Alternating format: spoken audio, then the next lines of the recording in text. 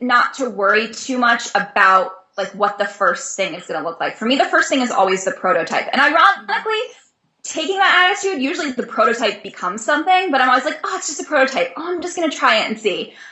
So that's really sort of been my mentality, is just to kind of dive in. And I think that if that's something that is scary to you, that really means you should just do it. Like I don't have problems starting, but I'm actually a very fearful person. Like I don't like heights. I don't like to fly.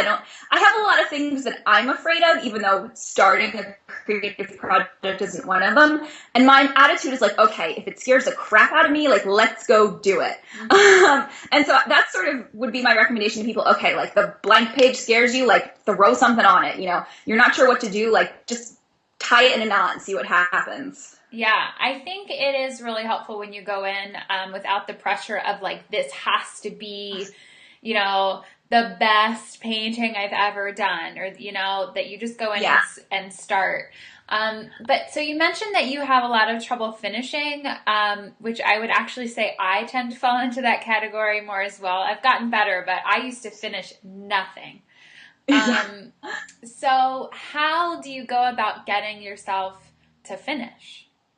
Well, for me now, there is definitely, there's a financial motivation to finish, because I do run a business, and you can't sell things that aren't done. So at some point there has to be like, okay, I have to finish it. I have to put it out there, and just kind of do that. And I think too, you know, one of the things that I noticed, so I used to teach art at the university level, and when I would work with grad students in particular, I noticed this thing that I would call like the masterpiece syndrome, where like, okay, as soon as you got to grad school, and then again, as soon as you had to start on your thesis, you were like, okay, this is my thesis. This is like the best work that I'm ever going to have to do ever in my life. And so I stopped, and when I saw like what it did to other people, and I knew it did to me, I was like, I gotta just stop that. So I'm kind of like, okay, right now I'm just working on the next thing. It's probably not going to be the best thing. That's cool. If it is, great. If it's not, hopefully it's not. I'm just going to keep doing it. It's the next thing and the next thing. But so I think, you know, this idea that like, you know, I have to finish because I have to put it out in the world because that's my job. And if it's not your job, then it's your gift. Like you can't gift, whether it's to the world or to someone else or to yourself, you can't gift unfinished things either. So for me, that's sort of the mentality that I take.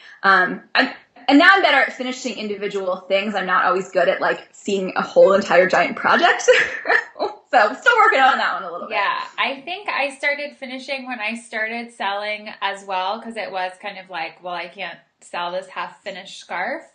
But then once I did get into the practice, I really think that my act of non-finishing was like the safety net that I was creating. Because as long as it wasn't finished, I didn't have to show it to anyone. If I did show it to someone and they didn't respond really positively, then I could just be like, oh, it's not finished.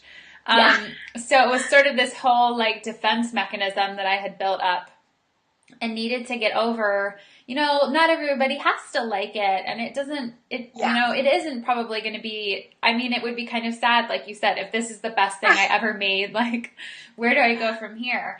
But I just think you have to just do it, even if you're not doing it for money. There was something you said that I wanted to ask you about, and now it just totally slipped my... I was just thinking too, as you were talking about like the whole idea of like the best thing ever, like, you know what?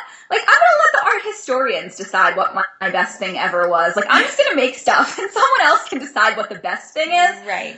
Because the other thing is no one's ever going to agree. Like, you know, I put out products that I love that are my favorite, and then, you know, like people like other ones better that I'm like, about, you know, like I'm doing these scarves now, and like this is one of my favorite designs, but everyone's like, oh, I like this other one, and I think just because it's blue and people like blue. Yeah. But I'm like, really? That one's, but you know what? It's your favorite, it's your opinion, and that's totally cool. Right. When you like first started putting your art out there into the world and the really public space for people to react and respond, was that a hard and kind of scary step for you, or was that very much like, you know, I'm ready to put it out there? You know, it's kind of one of those funny things where like I didn't even think about it as being an option or not being an option. I went to school, I was leaving school, I was trying to figure out how to make money, and actually in grad school I had done some student sales too. So it was sort of like that was what I was supposed to be doing because that's what I was going to school for. But that doesn't mean that there weren't times where it was like really uncomfortable. And I'd love to say that like I did my first show or I would do shows and that nobody's criticism like cut me, but that would be a total lie.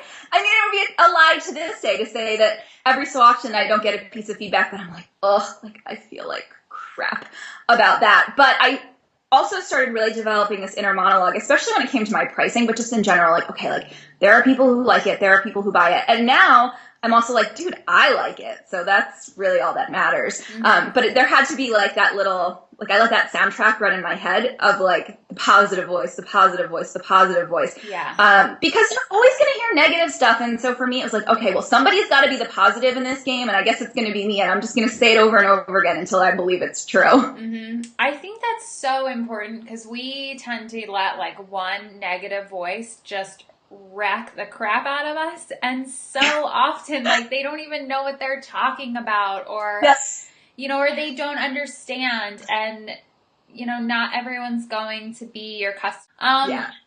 Do you find that you've been making work for a while, that you've really fallen into a practice, like there's a certain type of time of day that you're going to put in your best work, or are you kind of like helter skelter?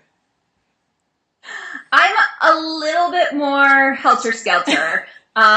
Because I tend to be a little bit more cyclical. So like I'll have, a couple of weeks of periods of really like intense work. But then I might have some periods where I kind of have to like chill out a little, kind of rest and regroup. But that said, I do know that there are certain like times of day that I work better. I'm definitely like a morning person.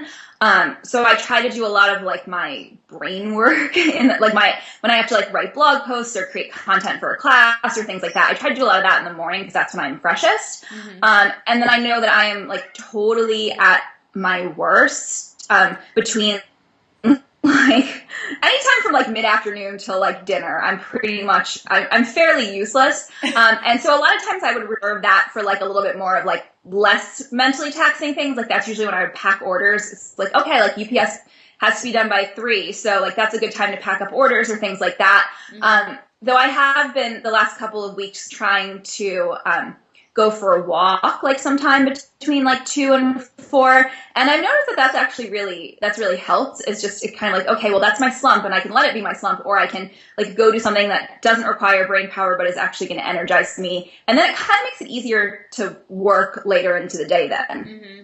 I think it's so important to pay attention to like how you actually work. I know that mine really switches because there's the time where I'm teaching, Right. where I sort of like, I have to fit it in. I need to be able to create and produce in the evening. And so I've sort of had to finagle how I can get my brain to switch and how I can make that work. But over the summer, I have these whole days, and I want to be producing all day, but the middle of the afternoon, I am like, I should just go to bed. Yeah. Because my brain stops working and it's, and so I finally got to the point I either would take a nap, or I would like leave the house, go for a walk, go to the coffee shop, like, stop fighting it. Because anything that I tried to make in that slump time was dumb. Like it was bad. I used to see an acupuncturist and I remember telling him one day, in one of our sessions that like, I was like, yeah, I always am just so tired at 2 o'clock. Like, what can I do about that? And he just looked at me. He was like, you work for yourself, right? I was like, yeah. He's like, take a nap. He's like, that's what you can do about that if you're tired. Like, and then he told me that they actually had another therapist in their office who, she would have them schedule her client appointments so that from 12 to 2, she didn't have any appointments and she would go home and take a nap. And I was like, it's so brilliant. Like, if you're tired, just take a nap. Yeah, and I think you're so much more productive if you're paying attention to your natural rhythm, especially if you have the space to allow for that. Like, I do have to switch it up when I'm working, but I still have to pay attention to it. Like, unless I have a deadline, if I'm really tired, I stop working. I mean, the other day I was really determined to make a scarf, and like, I don't think anything else could have gone wrong. Like, the strings were breaking, the loom actually jammed, which never happens.